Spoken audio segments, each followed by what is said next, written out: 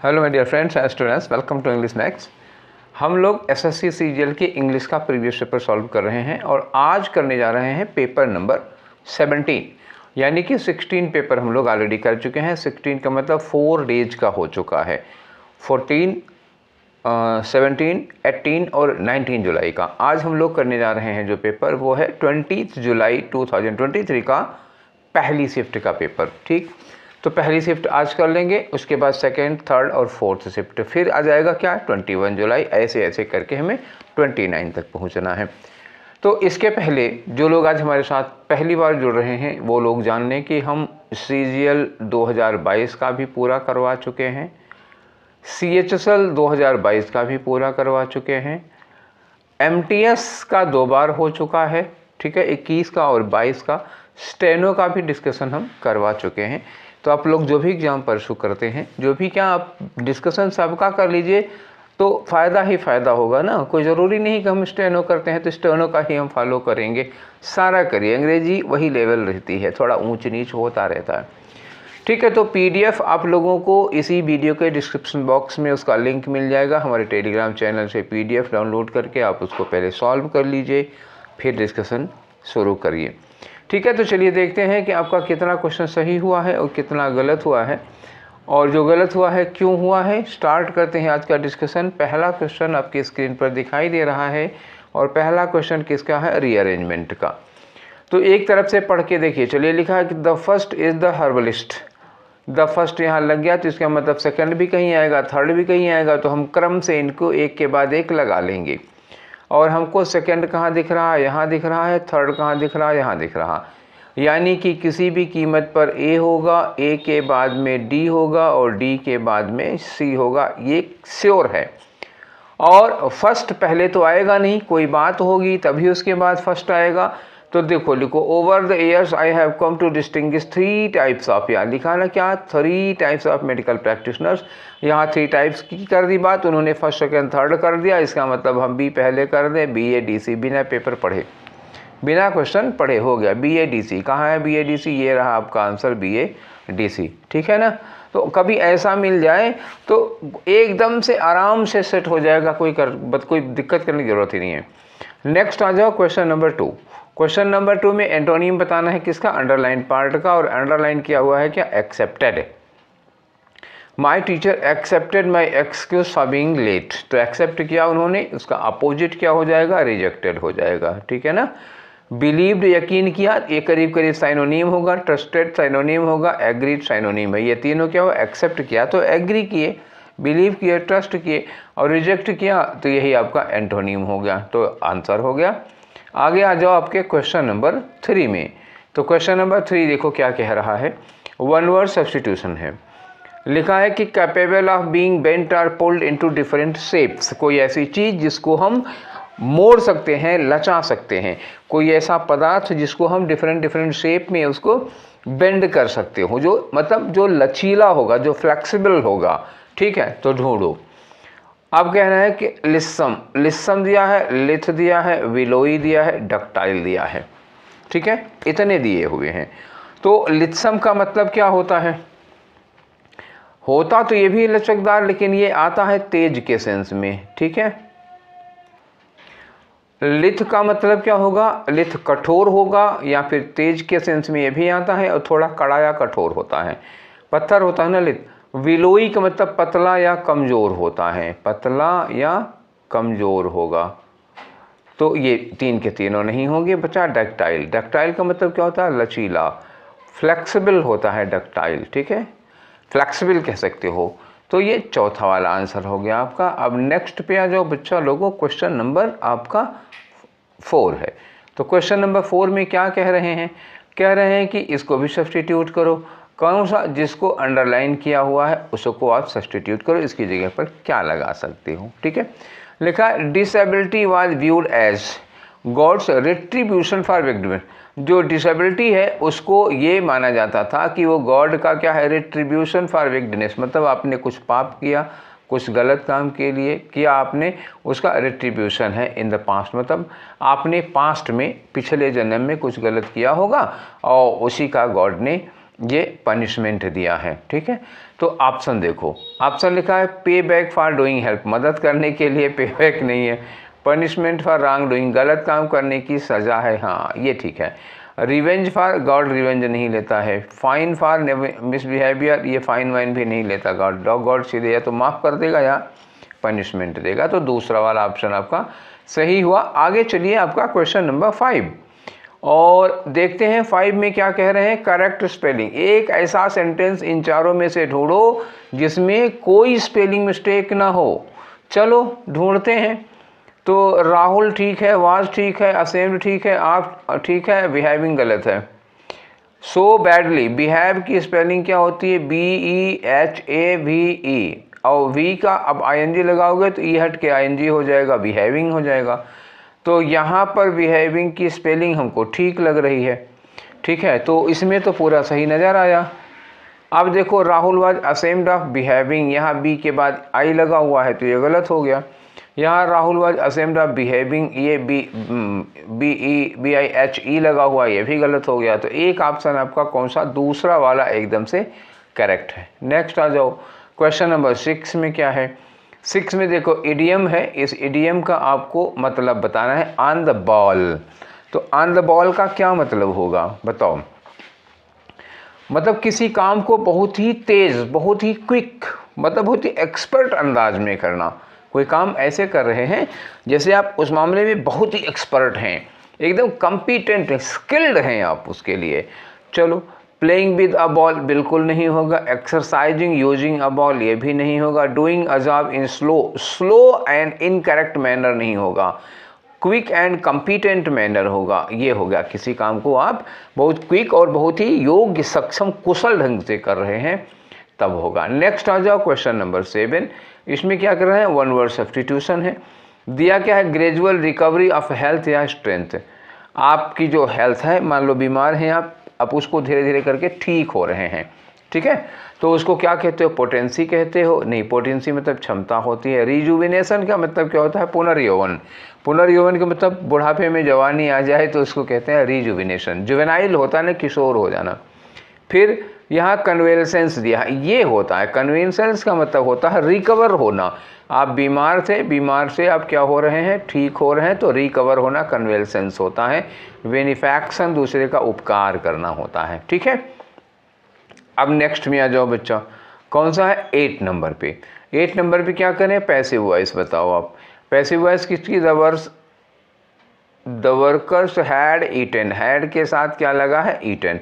तो यहाँ पर हैड के साथ ईटन है, तो पैसिव वॉइस में क्या हो जाएगा? Had been eaten. क्या होगा? हैड बीन ईटन हो जाएगा। ढूंढो कहाँ है हैड बीन ईटन। यहाँ आर बीइंग लिखा है, गलत है। यहाँ वर बीइंग है, गलत है। यहाँ हैड बीन ईटन है, सही है। यहाँ हैव बीन ईटन है, गलत है। आपका एक आंसर हुआ। केवल वर्ब के भरोसे हो गया और कुछ नहीं करना, हमने उसकी बनाई ही नहीं पैसिव क्या होगी। अब आओ 9 नंबर पे अपने। क्वेश्चन नंबर 9 में फिर से ये रीअरेंजमेंट का क्वेश्चन है। ABCD दिया हुआ है, चलो इसको ठीक से लगाओ आप। ठीक, यहाँ जो ये AB लिखा हुआ है, ये सेटिंग थोड़ी गड़बड़ हो गई है, तो इसको आप छोड़ दीजिए और सीधे यहाँ पे चलिए पढ़िए। लिखा है बोथ रतन एंड मोती वर आइडलर्स। आइडलर्स मतलब क्या होता है? आलसी टाइप थे, एकदम काहिल टाइप के थे। एंड डिड नॉट वर्क, कोई काम नहीं करते थे ये। लिखा है कि their wives had introduced other order and industry in the house. Their wives का मतलब क्या हुआ? जब उनकी पत्नियां आई, किसकी? रतन और मोती की पत्नियां आई, तो उन लोगों ने घर में, वो लोग घर में क्या ले आई? ऑर्डर का मतलब व्यवस्था और मेहनत। उनके आने से, इनकी बीवियों के आने से घर में सुव्यवस्था और परिश्रम आया, वरना ये दोनों तो एकदम से आलसी और काहिल टाइप के थे। चलो आगे लिखा है कि रतन एंड मोदीज वाइफ, मोदी गलत बोल दिया मैंने। Ratan and Moti's wives would work hard, ये बहुत मेहनत करती थी। And would earn the bread for their family, अपने परिवार के लिए रोजी रोटी वही कमाती थी। दिस मेड देम लेजियर, इससे वो पहले से भी ज़्यादा काहिल, पहले से भी ज़्यादा आलसी हो गए। अब ये बताओ कहाँ से इसको शुरू करना चाहिए? ठीक है, तो ये कहाँ से शुरू करना चाहिए हमें बताइए आप लोग। लगा लिया ना आप लोगों ने? तो चलिए देखते हैं। इसमें देखो सबसे पहले तो ये होगा कि ये दोनों के दोनों क्या थे, एक नंबर के आलसी और काहिल थे, सबसे पहले ये होगा। उसके बाद क्या होना चाहिए, उसके बाद होना चाहिए कि इन दोनों की जो बीवियां हैं वो खूब मेहनत करती हैं और घर के लिए रोजी रोटी कमा के लाते हैं खाने पीने के लिए। अब यहाँ लिखा है रतन और मोती की वाइफ्स, अब यहाँ लिखा है देयर वाइफ्स, जाहिर सी बात है कि ये बाद में आएगा। ये कमा रही हैं, खूब मेहनत कर रही हैं, यही लोग घर में थोड़ी सी सुव्यवस्था और ऑर्डर लाती हैं। अब इन सब की वजह से बी और सी का जो काम है, बी और सी की वजह से क्या होता है, डी, इससे वो दोनों और आलसी हो जाते हैं। तो जो डी है वो बी और सी का रिजल्ट है। तो इससे क्या बना कि पहला सेंटेंस, पहला क्या होगा, ए होगा और लास्ट वाला डी होगा। एक ही में ऑप्शन दिया है, तीसरा आपका आंसर होगा। चलिए अगला क्वेश्चन करें, है ना। तो ये रहा आपका क्वेश्चन नंबर 10। साइनोनिम बताना है आपको अंडरलाइन वर्ड का, और ये है टू सीवर। लिखा है द हंटर ड्रू हिज बो, जो शिकारी है उसने अपनी तीर खींची, but only manage to sever the paws of the wolf, लेकिन ये पूरी मेहनत करने के बाद खाली जो वुल्फ के पंजे थे केवल वही थोड़ा सा डगमगाए और ये कुछ नहीं कर पाए। वो उसके बाद क्या हुआ, भाग गया। चलिए, तो टू सीवर, सीवर का मतलब क्या हुआ, खाली कपकपाना होता है थोड़ा सा। इसके लिए आप क्या करेंगे, कौन सा आंसर लगाएंगे, तो इसके लिए जानते हैं ज्वाइन तो जुड़ने के लिए होता है, रेमीफाई होता है। रेमीफाई का मतलब होता है थोड़ा सा कंपन होना, तो ये आ जाएगा बाइंड नहीं कर पाए थे ना, मिक्स कर पाए थे, दूसरा वाला होगा। अब आगे आ जाओ क्वेश्चन नंबर 11 आपका। तो क्वेश्चन नंबर 11 में क्या करना, एरर है देखो, one of these boxes have the portrait of the heiress. Heiress कौन होता है, जो उत्तराधिकारी होती है फीमेल, उसको कहते हैं। One of these boxes, one of these, जब देखो सब्जेक्ट वन ऑफ होता है तो ये हैव नहीं, क्या होना चाहिए, यहाँ हैज होना चाहिए, सिंगुलर होना चाहिए। सब्जेक्ट वर्ब एग्रीमेंट मेरा एक सेगमेंट है, आप डालिएगा हमारे चैनल पे, सर्च करिएगा सब्जेक्ट वर्ब एग्रीमेंट के, आपको 6-7 वीडियो मिलेंगे, आप वो देख लीजिए। सब्जेक्ट वर्ब एग्रीमेंट पूरा का पूरा, आपको कभी कोई कन्फ्यूज़न होगा ही नहीं सब्जेक्ट वर्ब एग्रीमेंट में। चलिए आगे चलते हैं, नेक्स्ट क्वेश्चन। नेक्स्ट क्वेश्चन है आपका क्वेश्चन नंबर 12। तो क्वेश्चन नंबर 12 में क्या है भैया, देखो इसमें कह रहे हैं इनकरेक्टली स्पेल्ड वर्ड बताओ। बताओ किसकी स्पेलिंग गलत है, ये एग्री की ही स्पेलिंग मुझे गलत लग रही है, AGREE होता है ना एग्री की, तो ये गलत है। तो आपका कौन सा हो गया, पहला ही आंसर हो गया 12 वाले में। बाकी सबकी स्पेलिंग सही है, इसकी भी सही है, इसकी भी सही है, इसकी भी सही है, तो ये गलत हो जाएंगे, आंसर तो बनेंगे नहीं। चलिए आगे चलते हैं, क्वेश्चन नंबर 13 में जो सेंटेंस दिया है उसकी पैसिव बनाओ। लिखा है he did not eat, did not eat पहले देख लो।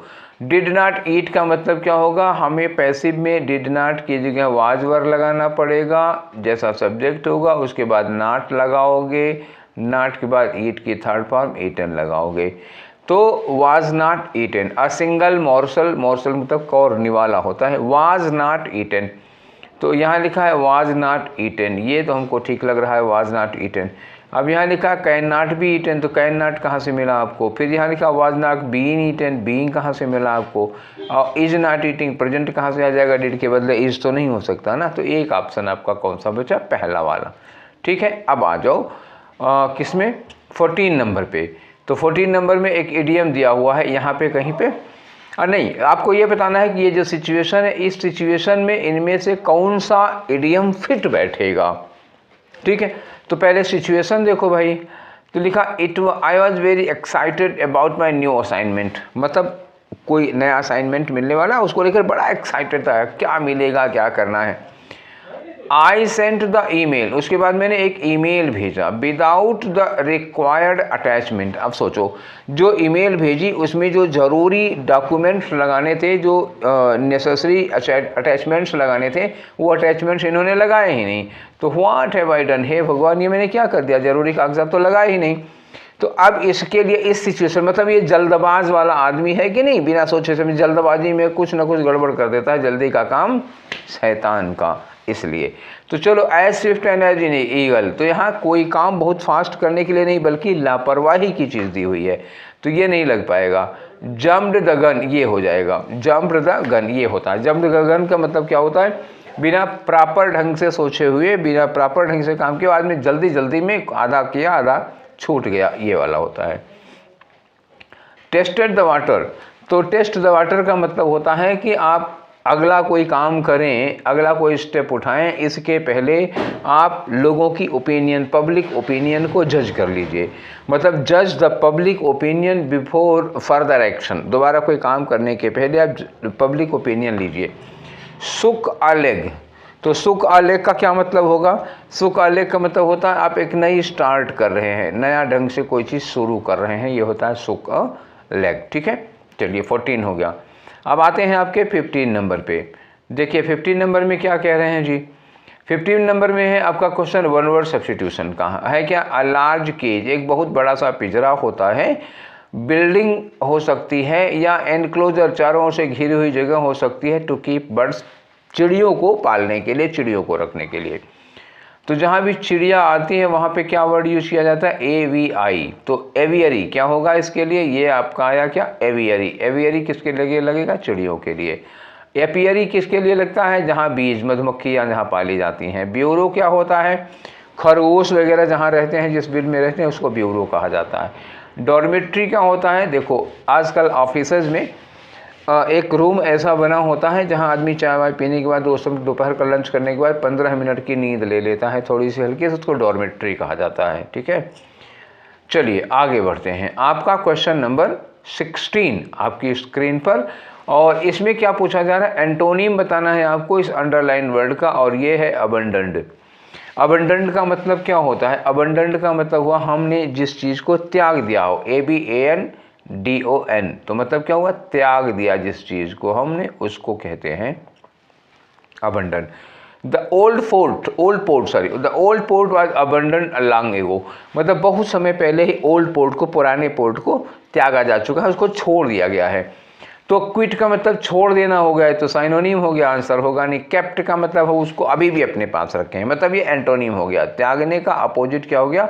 टू कीप विद यू, अपने पास रखना। शार्टेंड का मतलब छोटा कर देना होगा, ये होगा नहीं। रैश का मतलब जल्दबाजी में कहीं पे पहुंचना, वो भी नहीं होगा। एक आपका आंसर हो गया, कौन सा इसमें? केप्ट हो गया। आओ क्वेश्चन नंबर 17 में। तो 17 में फिर से एरर का क्वेश्चन है। My students had expect. भैया देखो, मैं आपको कई बार बता चुका हूँ, हैज हो, हैव हो या हैड लगा हो तो इसके बाद वर्ब की कौन सी फॉर्म आती है? थर्ड फॉर्म आती है। तो एक्सपेक्ट की जगह क्या होना चाहिए था? एक्सपेक्टेड होना चाहिए था। ठीक है ना, गलती कहाँ हुई? ये आपकी गलत हो, ये पहला आंसर हुआ आपका। चलिए 18 नंबर पे आ जाओ। 18 नंबर में साइनोनिम बताना है अंडरलाइन वर्ड का। लिखा है the investment scheme had been a scam long ago, मतलब ये एक बहुत पहले एक क्या थी? एक स्कैम थी। स्कैम का मतलब क्या होता है? घोटाला। ठीक है, स्कैम का मतलब घोटाला होता है। तो घोटाले के लिए यहाँ कोई वर्ड ले आओ। प्लेन का मतलब होता है सिंपल, साधारण होगा नहीं। सक्सेसफुल माने सफल, फेलियर मतलब असफल, और स्विंडल मतलब क्या होता है? ठगी। क्या होता है? ठगी। तो घोटाला को ठगी से मिला सकते हो, तो ये वाला आंसर होगा आपका। ठीक, नेक्स्ट आ जाओ 19 नंबर पे। 19 नंबर पे खाली जगह भरने के लिए दिया है कुछ। द टीचर कुड जज that his intentions were nefarious, so he was not stopped from entering the hall. देखो इसमें नेफेरियस का ऐसा एंटोनीम बताना है जो सिचुएशन में फिट हो जाए। नेफेरियस का मतलब क्या होता है? नेफेरियस का मतलब क्या होता है? अपवित्र होता है, बुरा होता है कि नहीं? बेईमान टाइप का होता है, मतलब कुटिल टाइप का होता है।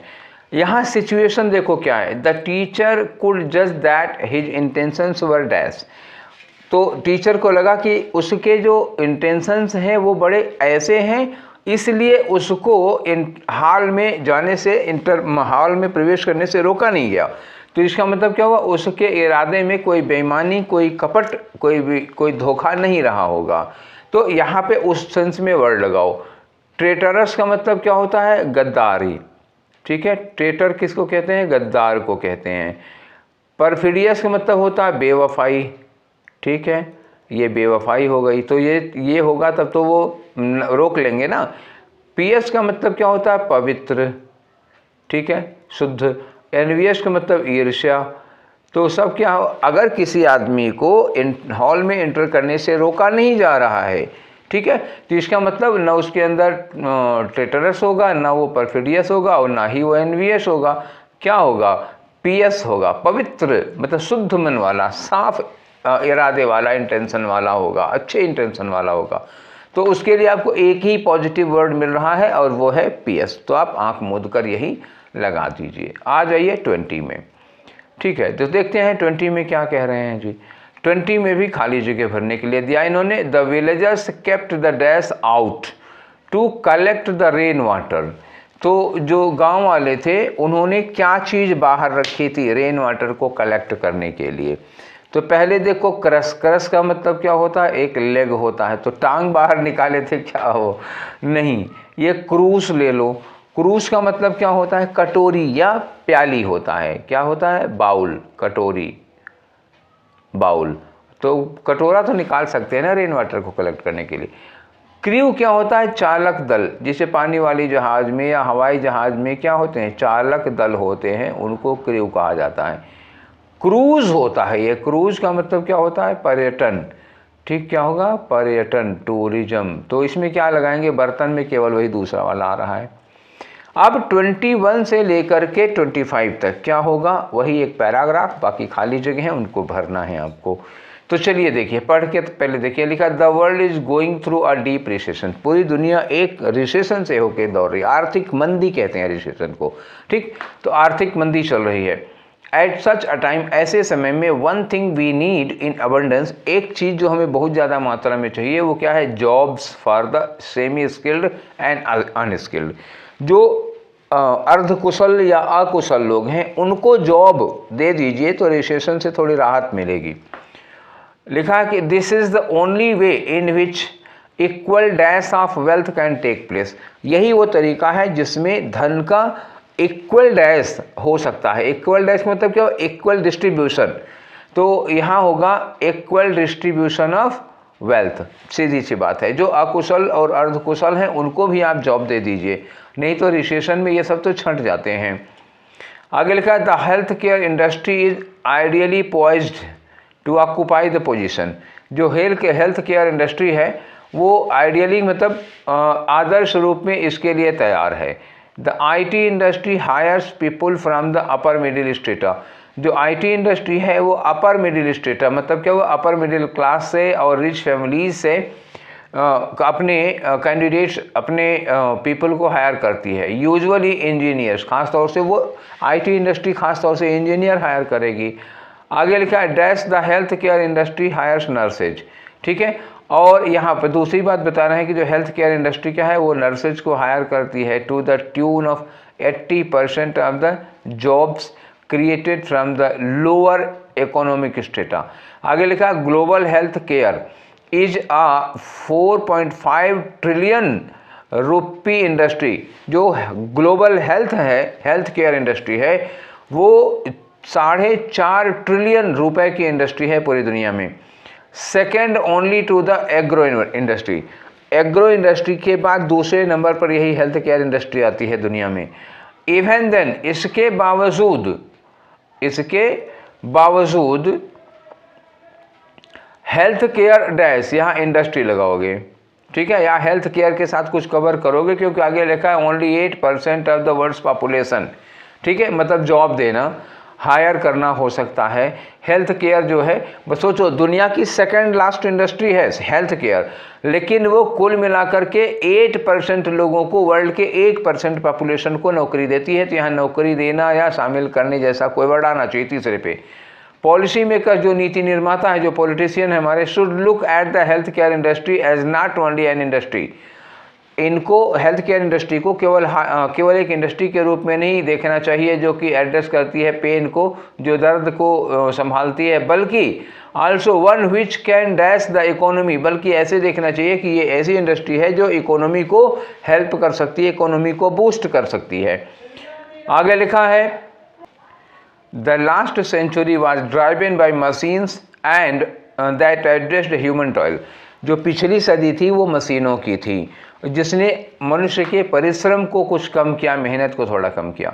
और इट इज़ स्ट्रांगली बिलीव्ड, ऐसा बहुत मजबूती के साथ ये बिलीव किया जाता है कि this century will be driven by health care, जो 21वीं सदी है ये हेल्थ केयर से ड्राइव की जाएगी। आगे लिखा कि this however will only happen if policy makers, ऐसा केवल तभी होगा जब जो हमारे पॉलिसी मेकर्स, जो राजनेता हैं, मेक अ कॉन्शियस एफर्ट, ये एक सजग प्रयास करते हैं to dash the right policies. अच्छा, राइट पॉलिसी को क्या किया जाएगा, राइट पॉलिसीज को इम्प्लीफाई किया जाएगा ना। तो जब राइट पॉलिसी को एम्प्लीफाई करेंगे, उसको लागू करेंगे, एक्टिवेट करेंगे, एग्जीक्यूट करेंगे या राइट पॉलिसीज़ बनाएंगे, तब जाके ऐसा हो पाएगा।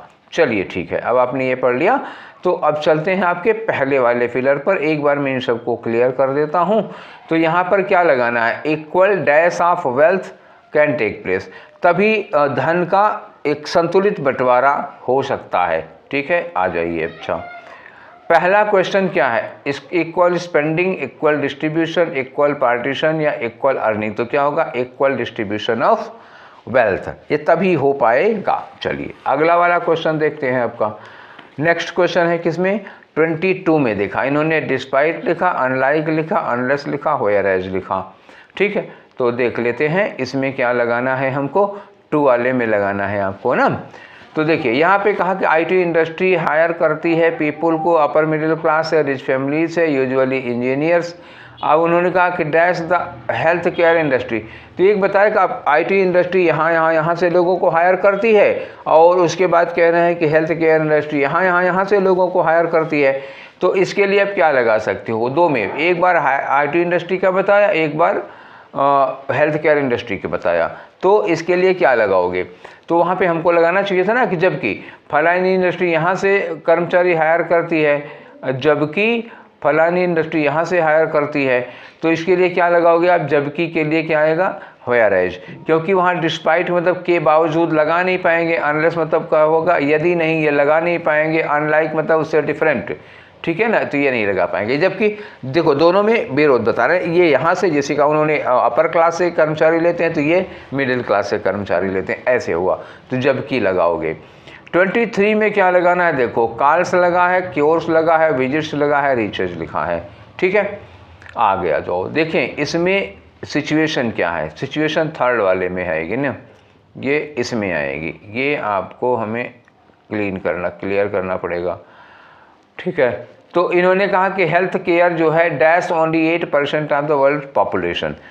तो इन्होंने कहा हेल्थ केयर दुनिया की केवल इतनी पॉपुलेशन को डैश करता है, क्या करता है, हेल्थ केयर, याद रखिएगा, हेल्थ केयर दुनिया की 8% पॉपुलेशन को डैश करता है। बताओ 3rd नंबर पे क्या लगेगा, फिर से सुनिए, हेल्थ केयर दुनिया के केवल %% लोगों को तक डैश करता है, उनको कॉल करता है, उनको क्योर करता है। देखो यहाँ क्योर करने की बात नहीं है, यहाँ है कि कितने लोगों को आप नौकरी दे रहे हैं। इसके पहले इन्होंने बताया था ये कि ये दुनिया की 2nd लास्ट नंबर की इंडस्ट्री है, फिर भी ये दुनिया के केवल इतने लोगों तक इसकी डैश है। तो इसकी विजिट होगी कि रीच होगी, रीच होनी चाहिए ना, कि ये दुनिया के केवल, पूरी दुनिया की पॉपुलेशन की केवल 8% लोगों तक इनकी रीच है, वही केवल उतने लोग इसका फ़ायदा उठा पाते हैं। ठीक है, तो 23 में हो गया। अब आ जाओ 24 में, देखें क्या है। नेक्स्ट क्वेश्चन 24 में है, इन्फ्लुएंस है, इम्पीड है, असर्टेन है, परसुएड है। ठीक है ना, तो अब आ जाओ, अब का हम सिचुएशन देख लें, कहाँ पर है ये, यहाँ पर है सिचुएशन 4 नंबर पे। इन्होंने हमको पढ़ना कहाँ से पड़ेगा, यहाँ से पड़ेगा। ठीक, policy maker should look at the health care industry as not only an industry. Policy makers को किसी केवल इसको एक इंडस्ट्री के रूप में ना देखें, बल्कि जो कि दर्द को एड्रेस करती है, बल्कि one which can dash the economy, एक ऐसी इंडस्ट्री के रूप में देखें जो हमारी इकोनॉमी को डैश कर सकती हो। तो जो हमारी इकोनॉमी को क्या कर सकती हो, ये बताइए आप, क्या कर पाएगी, इन्फ्लुएंस कर पाएगी, इम्पीड कर पाएगी, असर्टेन कर पाएगी, या हमारी इकोनॉमी को परसुएड कर पाएगी। तो हमारे इकोनॉमी को क्या कर पाएगी, इन्फ्लुएंस कर पाएगी। एक ऐसे इंडस्ट्री के रूप में आप हेल्थ केयर इंडस्ट्री को देखें। इम्पीड का मतलब क्या होता है, बाधा डालना। तो ये बाधा डालने के सेंस में शुरुआत से ही नहीं चल रहा है ना, इस सेंस में आ रहा है कि रिसेशन का दौर चल रहा है, और हमारी इंडस्ट्री को, हमारे देश को का भला करेगी, उसको फ़ायदा पहुँचाएगी, इन्फ्लुएंस करेगी, बाधा नहीं डालेगी। परसुएड और असरटेन का कोई सेंस ही नहीं है। तो अब देखो 25 में क्या था, 25 में सिचुएशन ये थी बच्चा कि ये एक बहुत फ़ायदेमंद हो सकता है अगर हमारे पॉलिसी मेकर्स इस पर कोई ठीक से कानून बनाते हैं। तो ठीक से कानून बनाने के लिए आप क्या वर्ड लगाओगे? पॉलिसी के लिए डिज़ायर पॉलिसी, डिज़ाइन पॉलिसी या कट पॉलिसी या पुट पॉलिसी, तो पुट लगाना पड़ेगा आपको। एक आपको यहाँ पे दिखा देता हूँ, इन्होंने कहा एफर्ट, ठीक है, ये कहते make a conscious effort to dash the right policies. तो यहाँ क्या होगा? Make a conscious effort to put the right policies in place soon, कि वो मतलब सही पॉलिसीज़ जल्दी से सही जगह पर लगाएं, तब ऐसा हो पाएगा। ठीक है, चलिए, तो ये हमारे हो गए बच्चा लोगों कितने। आज आपका जो सेट था वो था सेट नंबर 17। ठीक है, अरे क्लीन हो जाओ जी। हाँ, ये हमारा आज का सेट नंबर 17 था और रोज़ के सेट में 25 क्वेश्चंस करते हैं, जोड़ के बताना कितना हुआ। तो ये सेशन आज का यहीं पर वाइंड अप करते हैं, इस वादे के साथ कि फिर कल मिलेंगे और एक और डिस्कशन के साथ। तब तक आप लोग पढ़ाई करते रहिए और मन लगा के पढ़ाई करते रहिए, सेहत का भी ध्यान दीजिए। त्यौहार अभी संडे को है, तो एक हफ्ते पहले से ही त्यौहार के मोड में मत आ जाओ। खरीदारी के लिए बहुत समय नहीं लगेगा और घर की साफ़ सफाई, कमरे की साफ़ सफाई कर लेना, लेकिन उसमें ये नहीं कि अब तुम 2-3 दिन लगा दो। ठीक है, जिन बच्चों को गांव जाना हो, बाहर रह के पढ़ते हो, वो लोग घर ज़रूर जाओ। और देखो, तो ये त्यौहार है, रहोगे तभी मन नहीं लगेगा। और ऐसा नहीं है कि आप त्यौहार छोड़ेंगे तभी आपका सिलेक्शन होगा, आप मन लगा कर काम करते हैं। त्यौहार भी मनाइए, अब ये नहीं कि होली ना मनाओ, ठीक है, मना लेना एक दिन, लेकिन अब पता लगा होली के रंग में 9 दिन डूबे हो या दिवाली के रंग में पता लगा हफ्ता भर डूबे, नहीं, एक दिन दिवाली मना लो, बाकी पढ़ाई करते रहो। ठीक है, तो हम तो आपको घर आप चले जाएंगे तब भी मिलेंगे, कोई दिक्कत ही नहीं है। तो चलिए ठीक है, आज का सेशन यहीं वाइंड अप करते हैं। आपको सेशन कैसा लगा कमेंट बॉक्स में ज़रूर लिखिएगा। फिर मिलते हैं कल। Till then take care, thank you.